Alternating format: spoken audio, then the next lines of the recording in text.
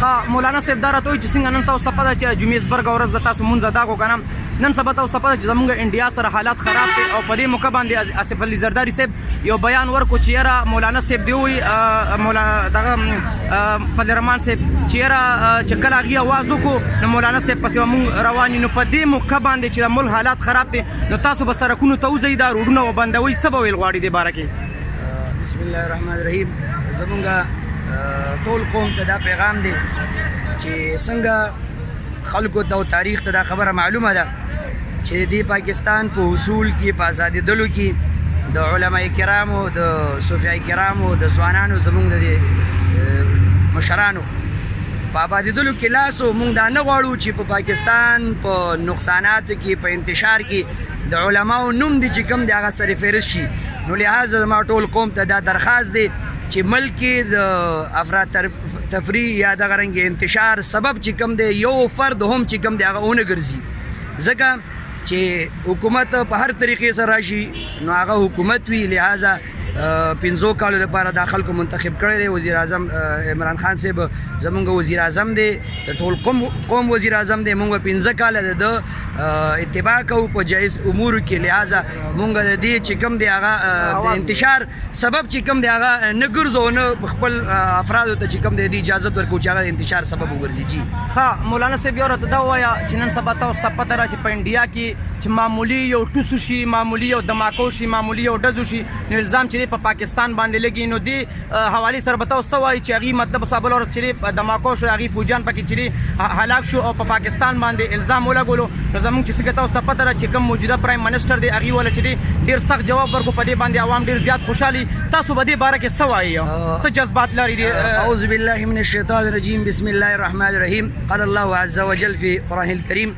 يا أيها الذين آمنوا هل أدلكم على تجارة تنجيكم من عذاب أليم تؤمنون بالله ورسوله وتجاهدون في سبيل الله بأموالكم وأنفسكم ذلكم خير لكم إن كنتم تعلمون صدق الله العظيم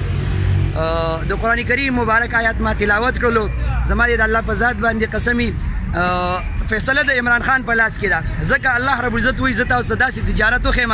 چې هغه سراسر ګټه ده او تاسو د چې کوم دی هغه تجارت د جهاد دی نو که نن وزیر اعظم صاحب د دې خبرې اعلان وکړي چې زه بالذات خود مولانا محمد طاهر صاحب چې یاره ته 24 غنټو کې دې ځای کې حاضر شه د جهاد دپاره په الله مې د قسم دې دې ځای نه تر اسلام آباده پورې زه پیادل د هغه حکم ته چې کوم دی حاضرېږم او مونږ چې کوم د هندوستان سره چې کله دا اعلان وکړي وزیر اعظم مونږ باندې به جهاد فرض وي زمونږ ټول افراد دې خبرې ته تیار دي دې تجارت ته هو الامر بیدک فیصله د عمران خان په لاس کې ده که هغه مونږ په جنګ باندې اچي په جهاد باندې مونږ تیار یو او د هغه فیصله ده که هغه وایي چې نه تاسو صبر کوئ تحمل نه کار غواړئ نو فیصله د هغه په لاس کې ده که هغه حکم اوس په دې ساعت باندې وکړي نو زه به بوټ د خپې نه وباسم او زه به اسلام آباد کې حاضر یم ها مولانا صاحب دا راته وایي چې نن ځای په ځای باندې په پاکستان کې پولیو شروع دی پولیو چې کومې کترې ماشومان ته اچولې کېږي په دې کې ډېر زیات خلک وایي چې یاره دا ټیک نه دي دا چې یو سازش دی چې په دې کې مطلب زموږ چې کوم موجوده نسل دی یا را روان نسل چې دی په دې کې بیا فحاشي پیلاویږي نو خلک اکثر دا سوچ لري نو دې باره کې تاسو عالمان ته څه وایي چې یاره دا ښه څیز دی او که خراب څیز دی دا علوم ډېر اهم دي چې یو د طب علوم دي ډاکټري علوم دي او دویم علوم چې کوم دی هغه د قرآن کریم علوم دي اسلامي علوم دي نو لحاظه په دې څیز باندې مونږ ډاکټرانو ته توجه کوو ډاکټران د دې خبرې جواب ورکوي چې دې کې هیڅ قسمه داسې جراثیم یا څه قسمه نقصاني دې څیز چې کوم دی ذریعه یا مواد نشته دی چې هغه نسل ته یا دغه رنګې افرادو ته نقصان ورسېږي زما ټول قوم ته دا درخواست دی چې په 2019 کې مونږ د دې خبرې عهد کړی په جمعې په خطبه کې هم زه ویم او دغه رنګې ځای په ځای کمپینونو کې هم دا خبره زه کوم چې په 2019 کې به انشاءالله پولیو چې کوم دی هغه مونږ ختمو کوم آی پی وي پروګرام زموږ روان دی اوس موجوده ټول قوم ته د دې خبرې درخواست دی چې خپل بچي د 4 میاشتو نه زیات هغې ته قطرې 2 څاڅکي او ستن او د 4 میاشتو نه کم چې کم دی هغې ته پولیو قطرې ورکوي دې کې هېڅ قسمه نقصانات نشته مونږ ته د جامعه اکوړه خټک او دغه رنګې د لوی علماو د کراچۍ وغیره سپورټ حاصل دی او د هغې تایید چې کوم دی زموږ د دې خبرې کوي او مونږ د هغې په نقش قدم باندې روان یو ها مولانا صاحب دا راته وایي چې څنګه تاسو ته پته چې بلدیاتي الیکشن تقریبا 10-15 سال بعد راغلی و او چې 4 کال پوره کېدو والا د دې او بلدیاتي حکومت تقریبا 3 میاشتې پاتې دي نو دی مطلب د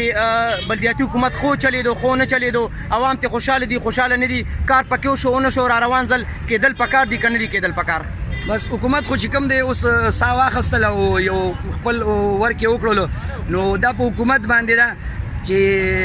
لاندې طبقې ته چې کوم د اختیارات حواله شي نو زمونږ ته به چې کوم دی دا تګ راتګ اسان شي ځکه لاندې طبقه چې کوم مراد ده دا کوم یونین کونسلو کې کوم افراد دي دې سره زمونږ میل میلاپ او دغه رنګې روابط دي نو زمونږ کار چې هلته مونږ منډه وایو او دلته کېږي نو دا ډېره ښه خبره ده مونږ د دې خبرې تایید کوو چې بلدیاتي انتخابات چې کوم دی هغه وشي ها مولانا صاحب بس اخیرنی سوال درنه کوم دا راته وایي چې اوس مطلب کوم وفاقي حکومت روان دی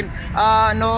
مطلب تاسو ته څنګه پته ده چې عمران خان حکومت پیل ځل چې دا ډېر عمر پس مخکې دی نه مخکې د نون حکومت او د پیپل حکومت پر راتلو دغه دوه پارټیانې وي چې راتلې به پیل ځل چې بل حکومت پکې راغو نو تاسو ته وایي دې باره کې چېرې وفاقي حکومت د خپل ټایم پوره کړي او که پوره دې نه کړي بالکل حکومت چې کوم دی اوس سا واخیستله او د هغې د صحتیابۍ پورې مونږ چې کوم دی د دې ملګریو چې د خپل عمر دی چې کوم دی هغه سر ته ورسي او مونږ یې تایید کوو که هغه هر څوک په دې کرسۍ باندې کېږي او په هره طریقه کې مونږ د هغې تایید کوو چې د خپل عمر دی 15 کاله پوره کړي ډېره مننه الله هم خوشحاله